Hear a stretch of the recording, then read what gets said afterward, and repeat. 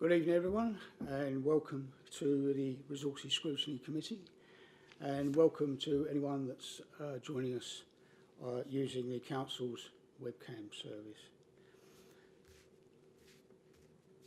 This is a meeting of the Council held in public. It's not a public meeting.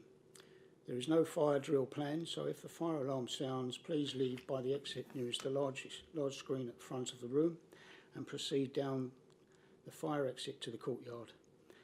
Once it is safe to return, councillors receive a text message. Officers will also advise when it is safe to return to the meeting. We are recording the meeting this evening using our webcasting system. The webcast will be transmitted live and will also be available on the council's website following the meeting. All mobile devices should be switched off or set to silent so that the meeting is not interrupted by ringtones. Thank you. Right, moving swiftly to agenda item 1, apologies for absence. Thank you, Chairman. Apology from Councillor Alex Harrison and Councillor Mordecai. Thank you. Thank you. Agenda item 2, declarations of interest. Is there any declarations relating to any of the agenda items being discussed this evening? No? Okay, thank you. Right, item 3, minutes of the previous meeting. For those that were in attendance, the last meeting, is there a general agreement? Thank you. Any matters arising? Moving through this swiftly. Okay, good, thank you. Regarding the agenda items, I've been respectfully asked by officers that we move item 5, Basildon Town Centre report, to agenda item 4, if that's in agreement with yourselves. I find no problem with that, if that's okay. Yeah, okay, thank you. So, yeah.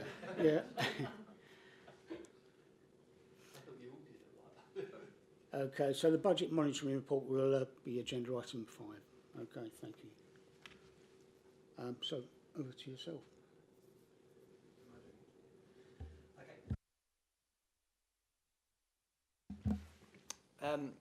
So this is about the Basildon Town Centre East Square Cinema, and just an update.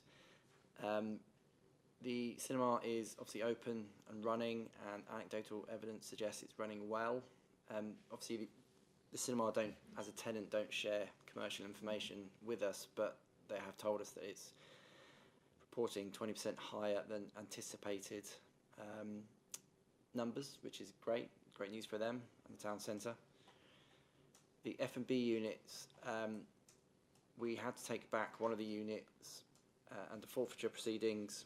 That was unit 6, and we've got 4 vacant units to let as a result. We have heads of terms agreed with 1 tenant. We're speaking to 2 more.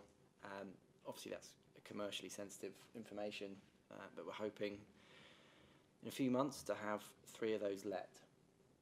Obviously things can go wrong, but yeah, so things are looking positive, but cautiously positive, I think it's fair to say.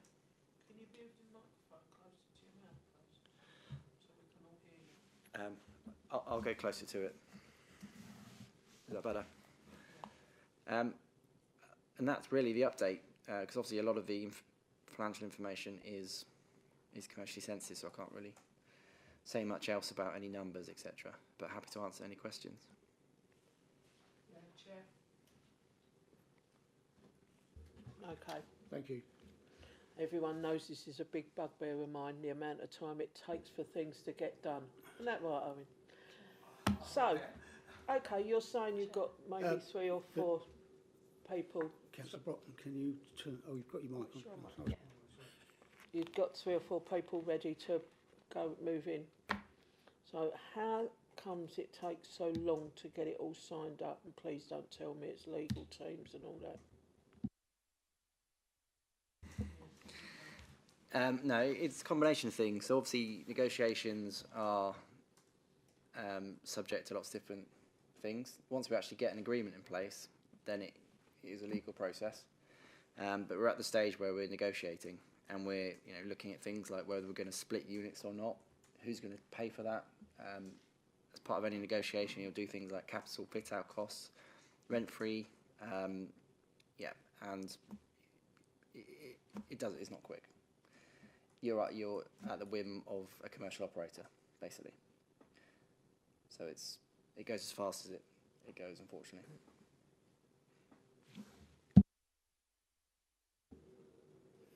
Is there a further question, Councillor Brockman? Okay, so why don't we get our legal team to pull their finger out and push the people to get it done quicker? So we aren't actually at that stage with them yet. The legal process isn't what's holding it up. It's just agreeing all the details. And because we've taken back one of the units, it's quite a lot of negotiation around the equipment that's in there, who's going to do what with what. Because you can appreciate, that equipment costs tens of thousands of pounds. It might not be quite right for them, so it's a lot of back and forth, arguing with who owns what, etc. So it's not straightforward, unfortunately. Okay, thank you. Councillor Turner. Know your name? Sorry, I'm John Tizard. Okay. I can put close to a a name. name. Yeah, Yeah. exactly. So that helps. And John, what is your actual function in the council? Property assets and development. Across the board, is it? Yeah. Okay. So I didn't really understand this report, but I think I do now because you're saying it's commercially sensitive. So you're not putting too much in the report. It's because it was a bit bland, if you forgive me. But that's why, because of the commercially sensitive bit around it. That's correct. Yeah.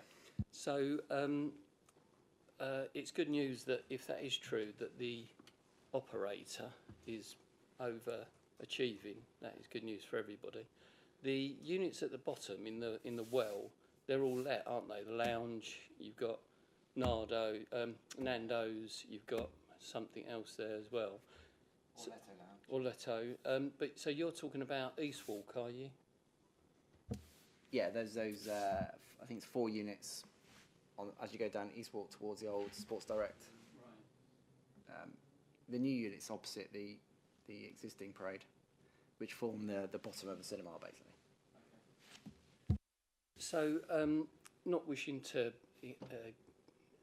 get too much into the detail, are they actually being let on commercial lettings? There's no discounts, we're not giving them away, we're not paying for somebody to come and occupy them? No, so obviously there's a lot of retail space in the town centre, so you're not looking at big rents, unfortunately. And as part of any negotiation, you normally have a capital fit-out cost by the landlord, which could be anything basically, depending on what they're going to do in there. You'll normally have a rent-free period. Could be 6 months, could be a year. And then you normally, at the moment, we're doing sort of 5-year upward-only rent reviews on a 10-year lease, for example. But yeah, so Basildon has its own little market. In Eastgate, you'll have slightly different rents to Market Pavement, for example, to East Square. So you just have to follow the market. It's certainly not a community letting, for example, where it's on completely different terms. We'd also look to give all the things like repairing, insuring. That's all the tenant's responsibility. So we're just giving them a shell. We might give them some money towards a fit out, and then that will be run down over the course of the lease, basically. All part of the negotiation. So if we give them a capital fit out cost and they want to break at 5 years, we'll say, well, yeah, if you pay us back the capital fit out, for example. So yeah, we're normal commercial negotiation. So can I ask a general question? At last full council, Councillor Callaghan said and this is the clarification I want, on our retail units, before we went into the big commercialised acquisitions, in my mind, we used to pull something like in excess of 12%. Are we still doing that, just on the retail stuff? Do you mean 12% return in terms of rental yield? Yeah. I don't actually have the portfolio-wide figures. On the estates, no, I would say it's a bit less. East Square is probably too early because we haven't got enough let to give a proper return. So can I ask it this way round? On those acquisitions, the big acquisitions, the £1 million acquisitions, what's our return?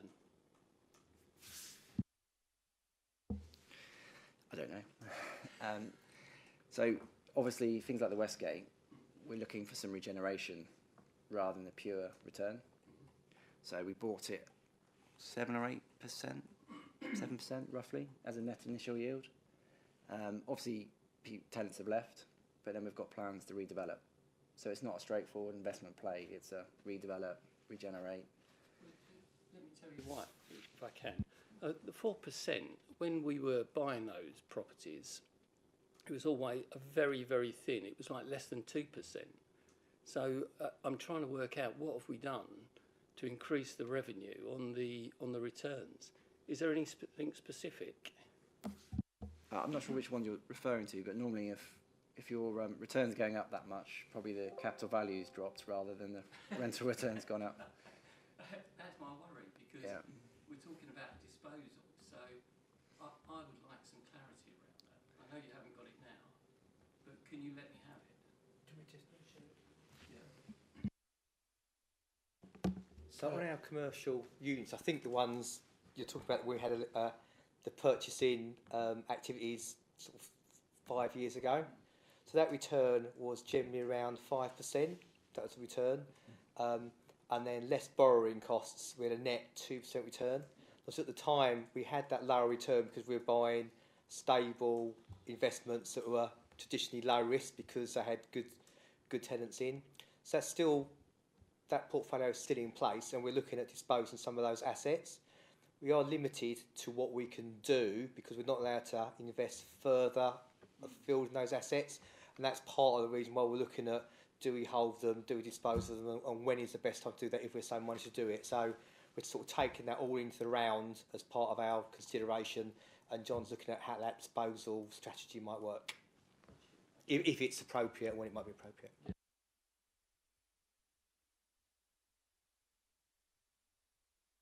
Sorry, it'd be interesting because we're not exposed to that, although as a scrutiny function we should really be getting into that.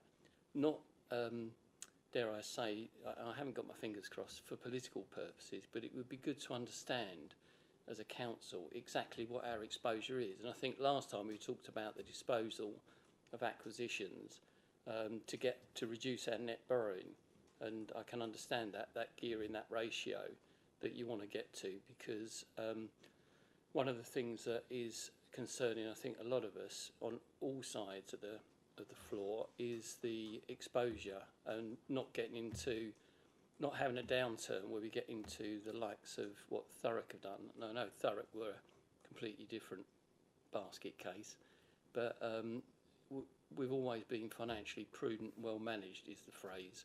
We want to keep it that way. I know you guys are the custodians of that, but it would be good to, I don't know how, but to share it. A lot of it would be part two, admittedly, but I think we should have a look at how we disseminate that status. Thank you, Councillor Turner. Yeah, if you can clarify further on that point, but perhaps that's something that can be an ongoing report to be brought back to the Resources Committee. Just for members' information, obviously what we do, we bring an update on the performance of the commercial assets as part of our capital investment strategy reports that we bring. So appreciate it's a big report, but it's in there at sort of a high level about performance and the values of the assets. So that comes to members for an overview. Obviously more detail can be provided. That gives members comfort that they're delivering for us. Where does that come to? So it goes to Audit and Risk, Cabinet and Full Council. So it's part of that capital investment strategy report. Is that okay? Yeah. Is there any further questions? No? No, for me, I think it's we're cautiously optimistic as to the way that development is going. The letting of the units, obviously, we have to be very mindful of going forward. I'd just like to ask, do we have, or can you answer tonight that do we have anyone any businesses that have been interested in the split unit proposal? Yeah, we're talking to two. Obviously can't say who. Quite a similar use to one that was in before, but yeah, that's probably all I can say at the moment. Okay, thank you. All right.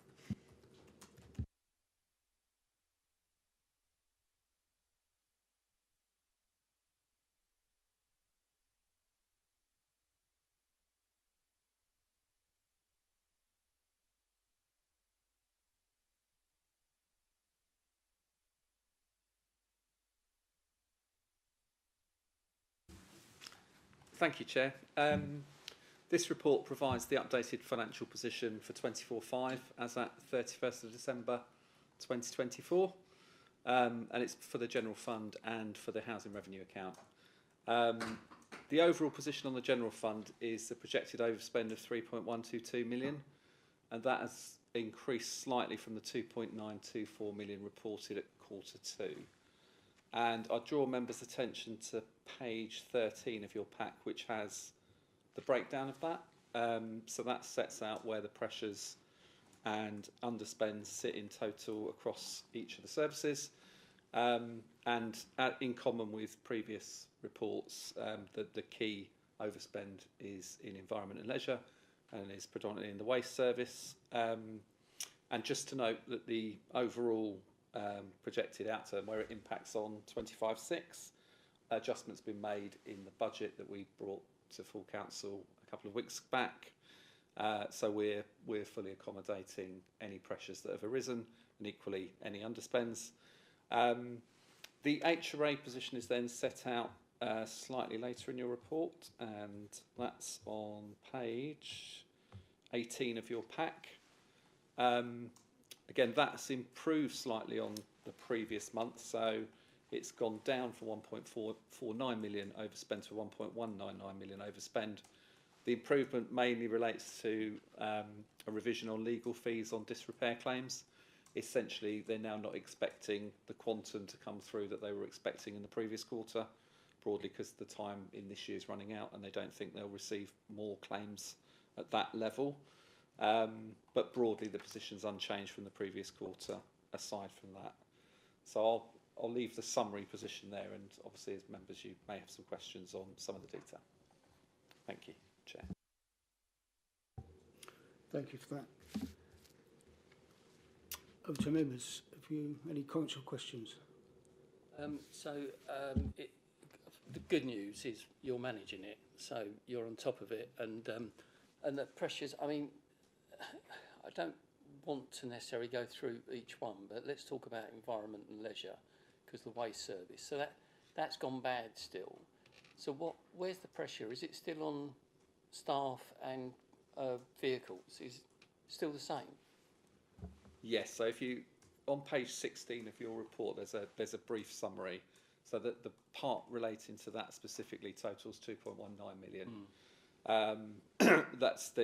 There's some employee costs, 1.125 million. That includes agency staff. This is additional crews to address unplanned additional demand, sickness cover, annual leave cover. There's actually some offset of that from some vacancies. And then the other big sort of chunk is unbudgeted vehicle costs. So they've taken on additional vehicles when they've replotted the routes. And some of those vehicles are on spot hire and contract hire basis. There's a small amount of vehicle damage and additional fuel costs, although the fuel costs could have been higher based on previous prices, but nevertheless they're still higher than originally projected. So those combination of factors have created that. That was broadly the same previous quarter, so it's still projected. This is obviously a projection to year end, so it hasn't materially changed. Right. So why can't we get on top of that? Because these were known before, weren't they? They sort of slipped away from us, but now it's ongoing. I think that's the key word there, that it is ongoing delivering the service at the moment. So we expect, obviously, the service is working to minimise them as much as possible, but we need those additional vehicles and those crews. We're looking at how we can, obviously, the vehicles, looking at how we can hire them in the most cost-effective way, and obviously manage things like agency costs. But really, materially, those costs will be required going forward, and that's why they're part of the budget that we agreed a couple of weeks ago. So the trouble with this service is it's big numbers, isn't it? Every time you have a blowout, it's big numbers. It isn't a small beer that we see on other ones where we can sort of easily recover. But so you've got it covered. Whatever happens, is it covered from reserves? So there's two answers to that, if you bear with me. So going forward, it's funded from the base budget, savings and efficiencies, and part of that whole budget pitch that's presented to Cabinet. Obviously, the way it works in the current year, i.e. 24-25, some of it is managed from sort of provisions and contingencies. Any underspend at the end of the day will have to be met from reserves. Obviously, that's where the only funding is available for the one-off. And we've assumed some of that, again, as part of the budget being shown to members for the full budget. So we've assumed part of that will need to be met from reserves.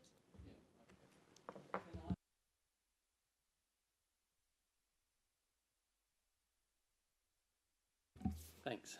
Can I just go through some of the other things in the report just for clarification? You've got transfer for general. This again is on page, I think it's 13. Yeah, just underneath the summary, you've got transfer from general fund and earmark reserves, about 1.5 million. What was that for? But is that just to cover the contingency for the overspend? So that's a budgeted position that was done at the start of the year, which will include movements between reserves for things like the IT. Everything is basically in there. Okay. All right, cool. So it's not just a one-off item. Thank you. And then looking down, there are some things here which are surprising. Digital futures and data analytics. Yeah, 345,000. Yeah, We'll take give Owen a break. Yes, so that's set out on page 15. So the main budget pressure is the delayed achievement of the organisational transformation programme. There's a programme in place that was expecting to deliver 250,000 of savings. That programme's still in place, but it's been pushed back timing-wise.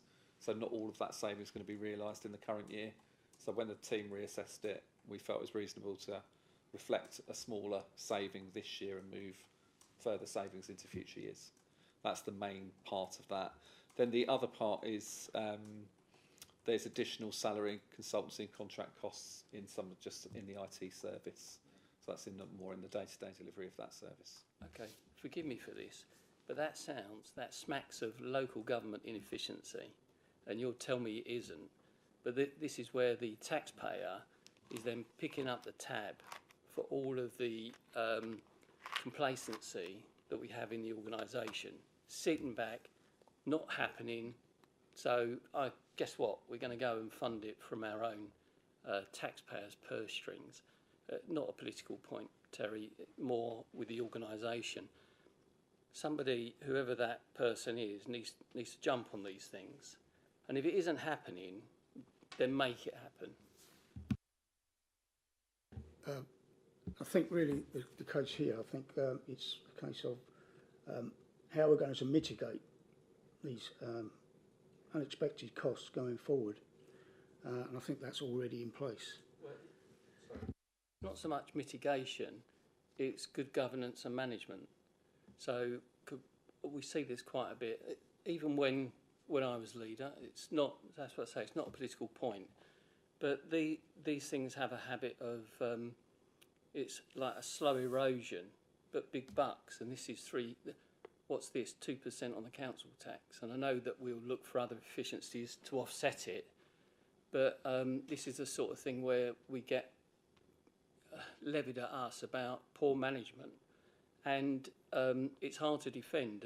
And you may have a whole story behind it to say, actually it's not poor management, it's events, sequence of events that were unforeseen and all that good stuff. But 345,000 is significant in terms of how much we've got to make up. And if we didn't have to spend it and didn't have to cover it, then it makes us that much more efficient. And it is good governance. And what I'm seeing there is, and I don't know, I've got no evidence to suggest that it is poor management, but I suspect somebody's not been on top of it.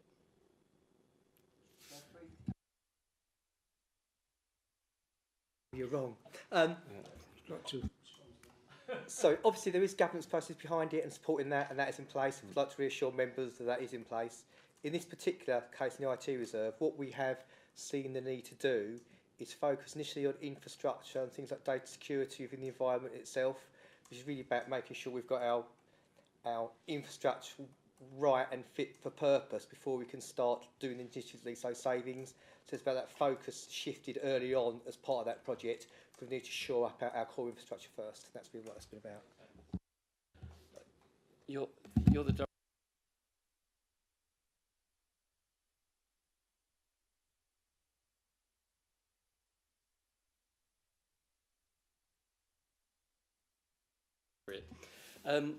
So if I could carry on, and sorry if you may indulge me. Is that okay? We've got another item there under housing and property. Is that what you just spoke about, the 634? So the 634, yeah, so that's set out as on page 16. You've already referenced that. Yeah, so that, I mean, actually, I don't think the largest part of that has been the movement in the temporary accommodation costs. So obviously the council's been experiencing significant pressure in that area, as hopefully all councillors are aware. That's the key component of that amount. Yeah. Right, thank you. And then we've got 241 on corporate and finance, corporate and regeneration. Yeah, so there's more sort of ups and downs in that, as you can see on page 17. Bits and pieces. There's some underspends and some overspends. There's obviously capital financing is one of the larger overspends.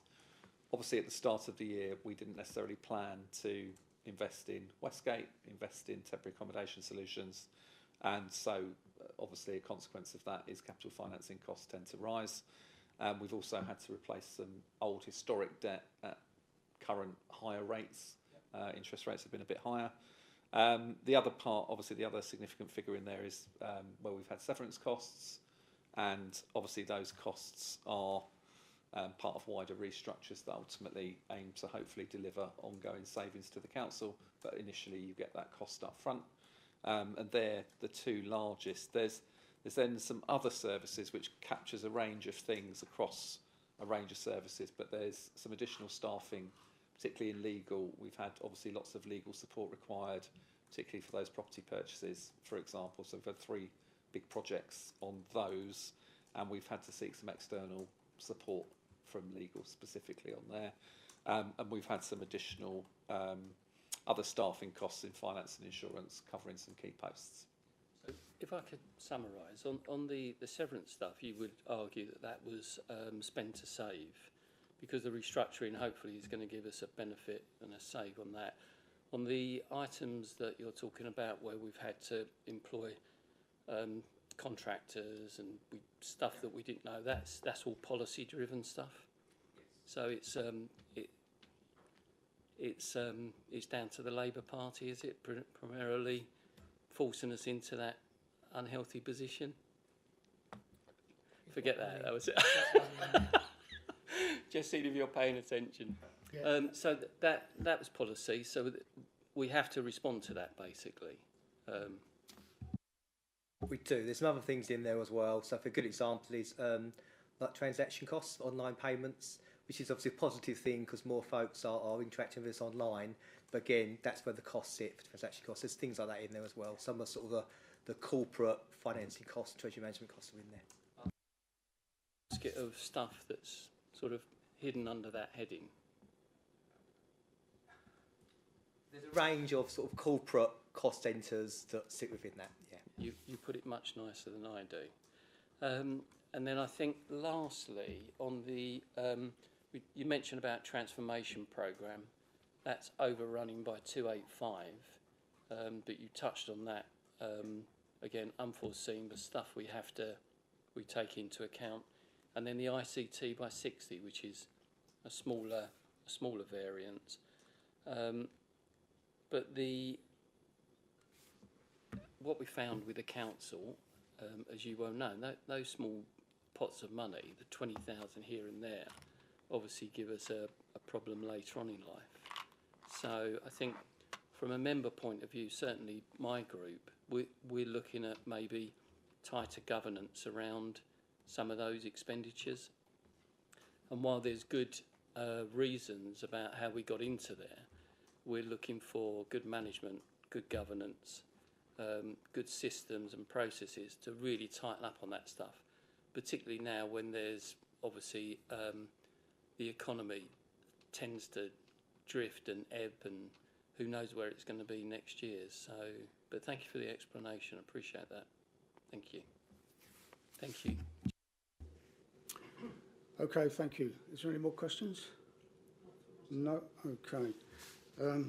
Councillor Turner, you said it wasn't going to be political, but you kind of ventured into that area. I was jiving you. Yeah, I understood.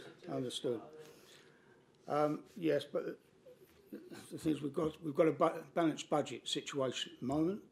Going forward, what we're seeing is the figures now, projections of variances that we need to be aware of going forward. And need to make allowances for, and you can see officers are obviously on top of that at the moment in time. We'll be getting further reports going forward as well on the back of that.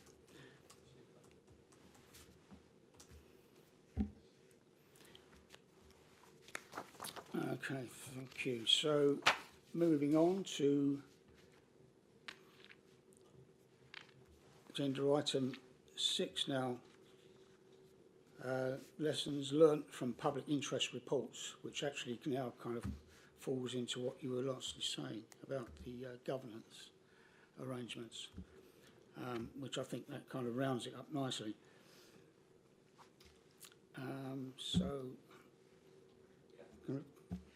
Thank you, Chair. So this follows a similar report came to the Audit and Risk Committee Working Group in 2023 September. And it highlighted some lessons learned from some Grant Thornton reviews. So there's 2 reports in the pack, which are the 2 reviews that Grant Thornton carried out.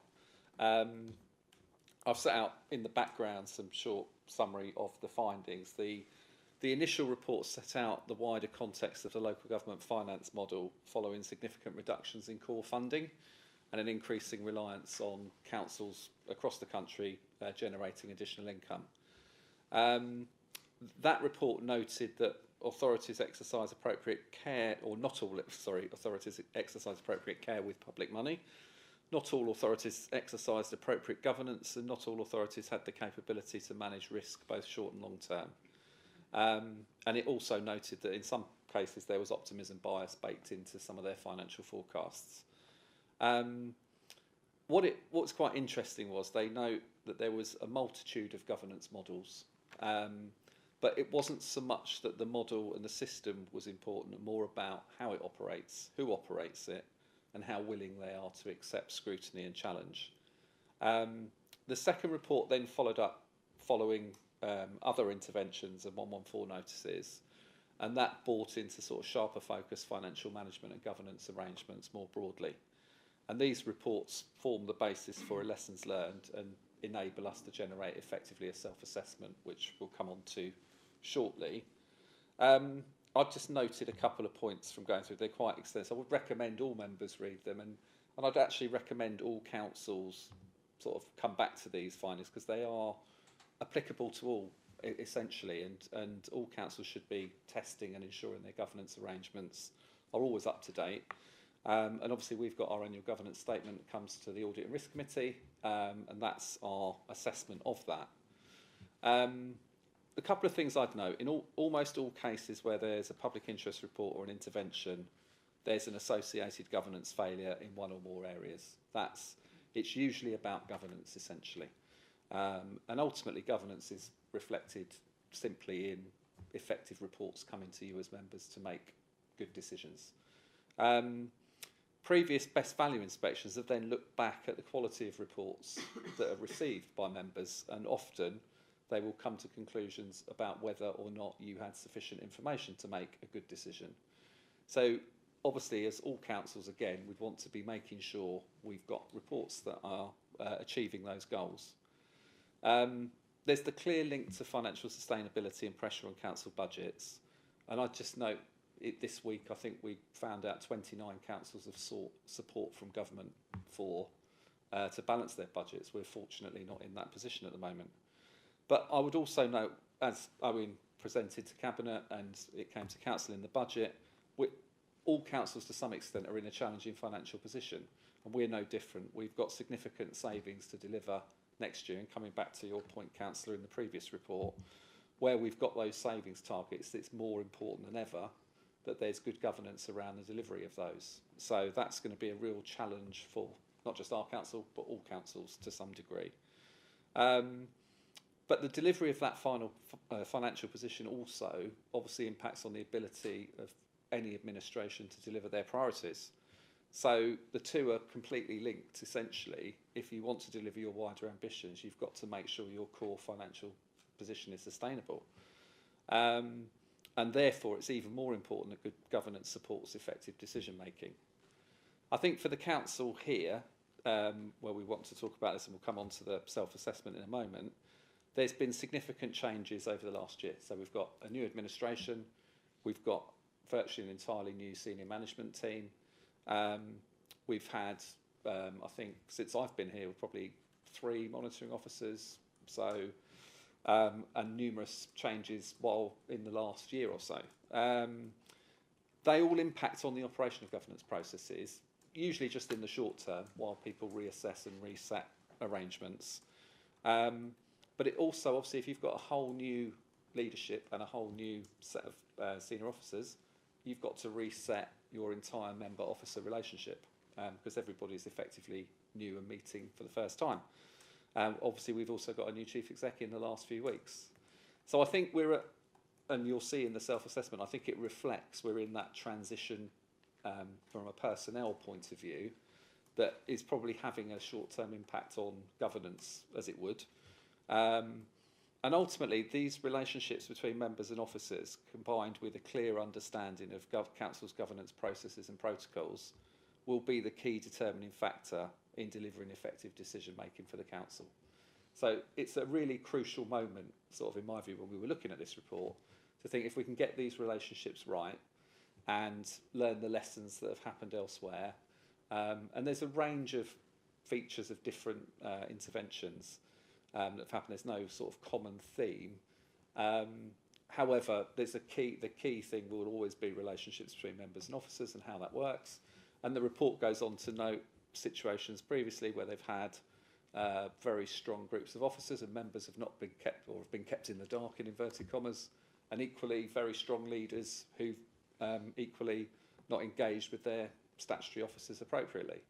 So it's really important in this reset period that the governance is right, and that ultimately will underpin the delivery of the wider ambition. We've got a very ambitious agenda ahead, and then just going back to the financial position, we need to make sure that's functioning as well. So they were the kind of themes that I'd draw out, but obviously the reports are much more extensive. You can see some examples.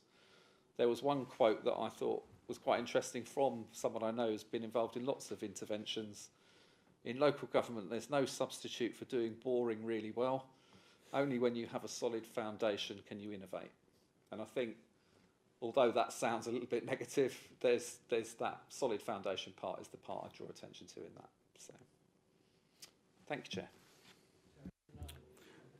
Thank you. Yes, before we go into the discussion, obviously we're asked to look at enclosure number 3, a breakdown from the red, amber, green reports, which I'd like to actually address as the subheadings rather than take each component individually. So if we go forward on that basis,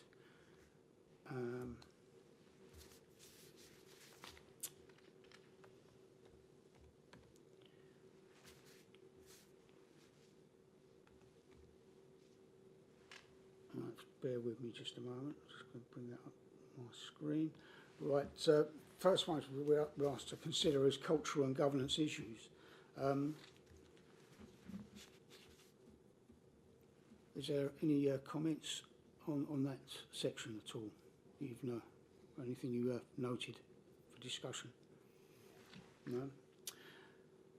Yes, I noticed throughout the reports that there is quite a few that are actually labelled green, which are obviously procedures and processes that are already in place and working well.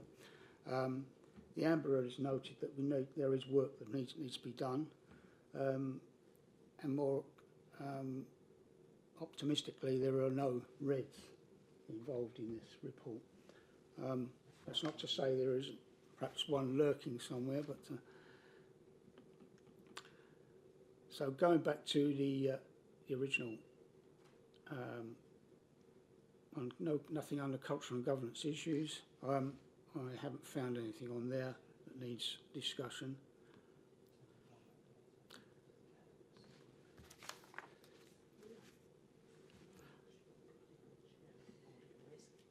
Right.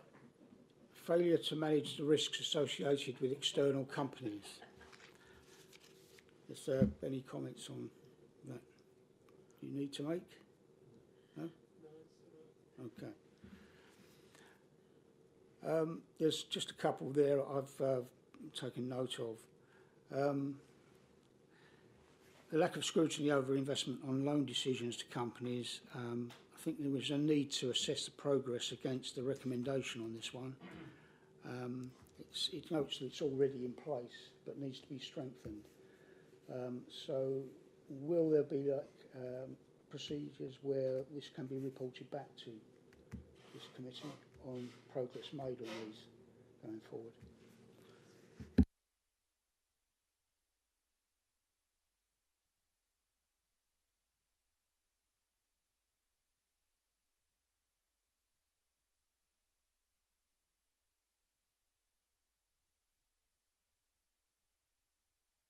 I think it's the fifth one down. Yeah. So I think with external companies, obviously there's a review of Sempra, our main commercial company that the Scrutiny Commission is picking up, and I think what we're looking at there is how we can involve members more on an ongoing basis around that company performance. So at the moment we have the annual report, the business plan that goes to Cabinet for approval. I think what we're looking at there is how that working group wants to review, and that will be part of their terms of reference, how they want to take that forward, so members can be comfortable with how that works. So we'll look at how that's going to work. Members obviously want to do that, so that's fine. They'll do that. Well, look, guys, I've done this for 20 years as a profession. And I know no organisation that never has a red. And if it just means one of many things, probably you're not measuring the right things. And we talk about governance, but seriously? Who's the 151 officer? Is it you? You're still the 151 officer? Fantastic. That's good news. But listen, sometimes you've got to hold the mirror to your face, haven't you, and have a look in it. And what happens is, because we're political adversaries, we make hay out of the bad news. So there's a tendency not to say it is. And I'll give you an example. When we done Dow Farm, that was a major headache, yeah. And the officers wrote a report which was pretty damning, and some of my members wanted it rewritten. Well, I was Cabinet Member for Resources, and I said absolutely not. There has to be integrity in the system. There has to be integrity with that officer corps and the governance around it. So if you dig out the Dow Farm report, it doesn't make light reading, because there was some serious risks around there. Now, luckily, we haven't got anything like that, but we have got the capital expenditure, the risk on debt. There are some significant risks still around, but I guarantee you we'll never get a governance report that really hammers that home. And I know, I'm being provocative, I know, because I don't want to undermine you guys, because I think you do a great job. I really do. But even if you put it in front of members, I'm not even sure some members would know which way up that governance report would be. And then you talk about Sempra. Well, what are you going to say to members about Sempra? Yeah?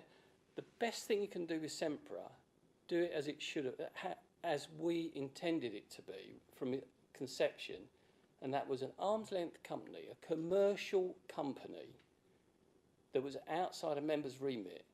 You don't have a member on the board, you have commercial operators there from the industry that squeeze the cash out of it. You don't go down a route where you turn Sempra into a social arm house building. It's not the thing to do. We had a 10-year programme where we were really milking that for all the commercial gifts that it could bring. And when I say gifts, I mean build and sell, build and rent, but on a commercial basis. And what we've done is we've basically turned it in to a social housing builder. Well, you're never going to get any profit. And guess what? You then say, oh, well, Sempra's not working.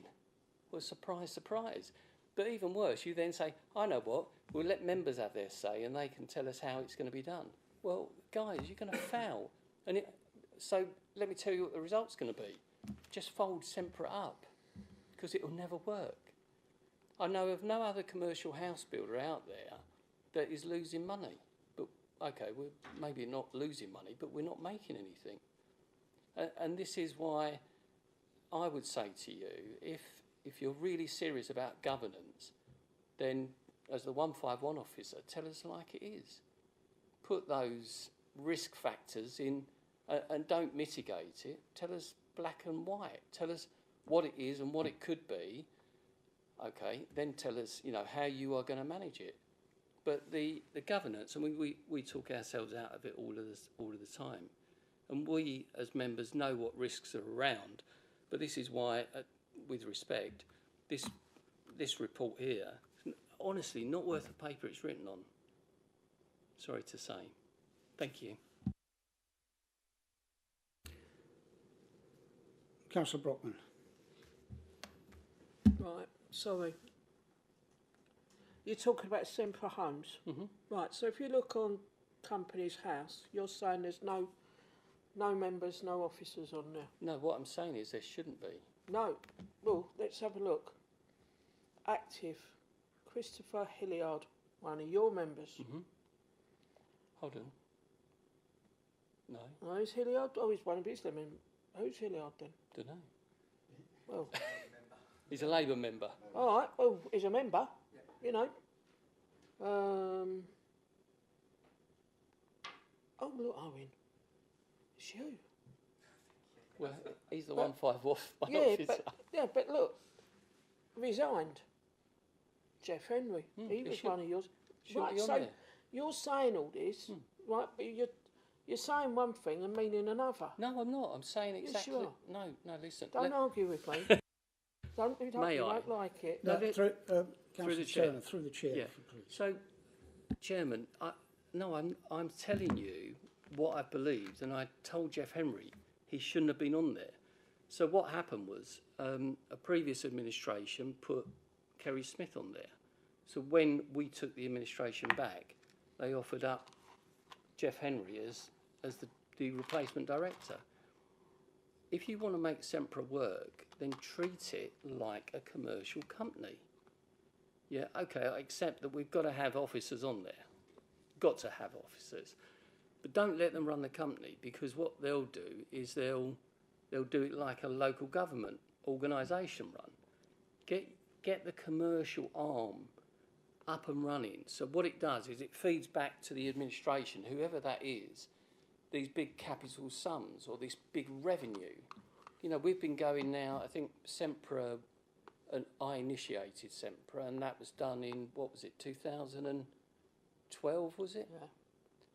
So we've been going all these years and we've got nothing really to show for it. Yeah? I know of no other commercial company that would be in that position. And we should be really in a favourable, strong position because of our land holdings, and we've squandered it. But right now, we could have had huge capital receipts, or we could have had revenue coming back into the general fund. We could have had all these goodies. And don't forget that Sempra allows us to go and do those commercial purchases beyond our borders. And I know we were at one time, has it been, can't do it? Okay. That's a shame. That is a shame. But you know, there's a massive opportunity out there, whoever's running a council, and the benefit of that is it comes back to the residents, the taxpayers. But you know, we've got to treat it like a commercial company. That's my ethos. I've never been any different. And no, Jeff Henry should not have been on there. Nothing against Jeff Henry, but we should just let the commercial arm do its business and be held to account by whoever's the administration. Thank you. Yeah, I think we're in danger of this meeting now getting taken over by arguments about Sempra and how it should be run. Really, I mean, the things it can be a company that is prioritising social housing. It can be, yes, that's right. So I can't see what the argument is against it at this stage. No, if I may. But the thing is, you know, we're going to get bogged down in a political argument here about, you know, prioritising an arm's length management organisation. Honest Chairman, not political. You can absolutely use Sempra how you want to use it. But if you want it to be your social housing builder, and you're absolutely right, nothing political, that's a policy decision. But then don't say, well, Sempra's failing, because it will fail. Yeah, with all due respect, Councillor Turner, you know, again, we're getting into the realm of another discussion, a discussion that should be taking place elsewhere rather than this committee tonight. This is the committee to do it. Only on governance. We were discussing the governance. No, but this is the committee that does it. Yeah, but Sempra has to be involved in that discussion as well. Yeah, but we're in a general discussion. So this is resources. It's a resource scrutiny panel. All of the resources are open to us, so it's quite legitimate that we can have these conversations. And yeah, the policy decision is for whoever's in administration. But right now we're having a discussion in Sempra whether it's fit for purpose. And all I'm saying is nothing political. I'm saying is we've steered that company, which was dreamt up as a commercial company, for all the reasons that I've given, like revenue, capital. And what we've done is we've turned it into a social housing builder.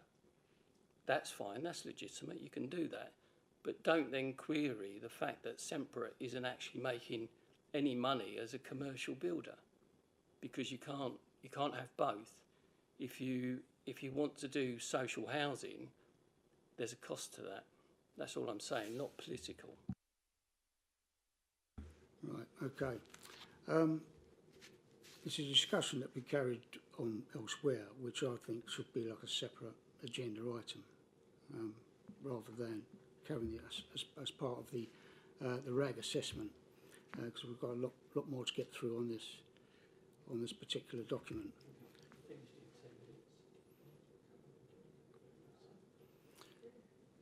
So if there's no further questions or comments, let's move forward.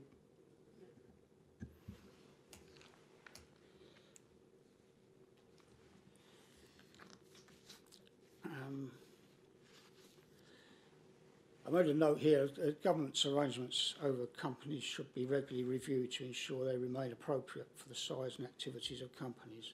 I mean, that's an ongoing process which is noted within the report, and a service review is currently being undertaken to that effect. So I think that kind of covers what Councillor Turner has been arguing. There's also a section on review other sources of guidance for a steer on good practice.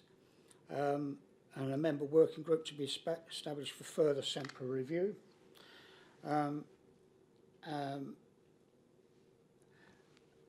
What would like to say, are there any further details on the progress on towards developing this group and the timelines?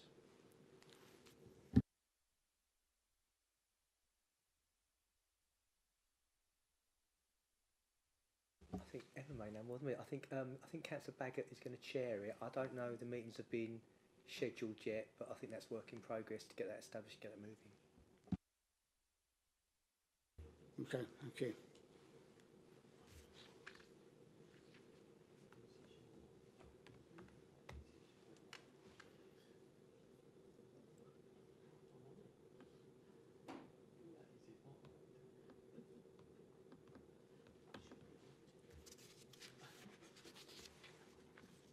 Right, the next section is failure to manage relationship difficulties.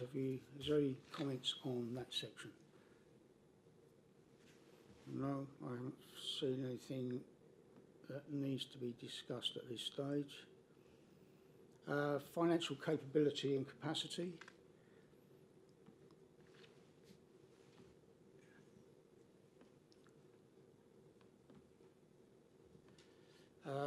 Audit committee effectiveness, I think that's already, they're all making plans for themselves in developing that practice. So there's nothing that needs to be discussed, I think, on that section at this moment in time. Anything on commercial investments? No.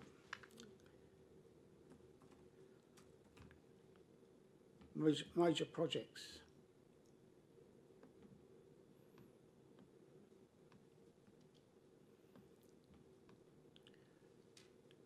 And the last section was lessons from public interest reports and recommendations. Well, they're already in place anyway. I noticed they're marked in green. Can we expect further reports on this, update reports as we go forward? If I can, just again to reassure members that we do discuss, as Jonathan was sort of talking about, the 29 authorities with exceptional financial support. We do discuss issues that arise regularly at Statutory Officers Group, which is myself, Chief Executive Monitoring Officer. So we meet on a monthly basis, pick these things up. I think what will pull all this together is the AGS that will go to Audit and Risk Committee that we're doing now. So that will go to the Risk Committee again in May. That will really summarise our governance actions and will pull out a bit more detail that underpins on this as well, and that wider governance arena that isn't touched in that Grant Thornton report, and that gives that more holistic view. Thank you.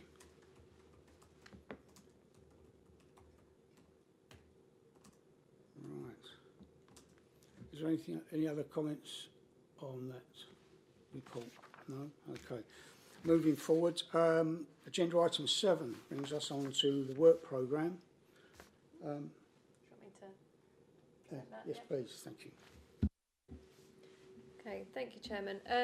Yes, so this is the final scheduled meeting of the municipal year. So the report provides details of items remaining on the work programme to be carried forward. So I refer members to page 80 of the agenda, which sets out the items to be carried forward in the new municipal year. So the report is asking the committee to note and endorse the items currently identified to carry forward to the 2025-26 work programme and consider any further items that wish to be added, and also note the Cabinet Forward Plan and consider any items that fall within its remit. Thank you, Chairman. Thank you for that. Is there any further comments on where we need to take forward on this?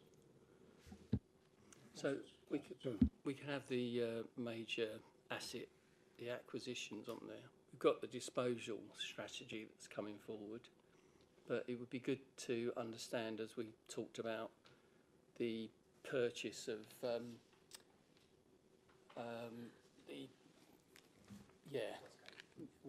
Westgate. You've got the housing purchases, all of that stuff. It would be good to understand that stuff, if we can.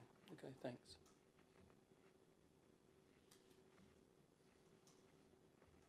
Have we actually bought Westgate yet?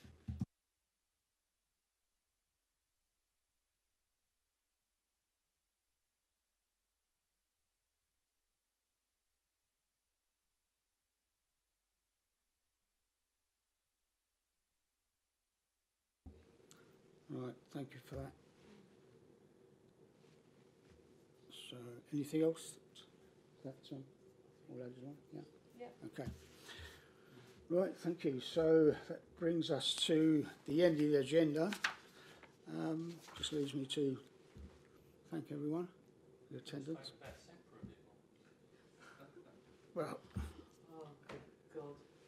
we could do that at another time. Okay, and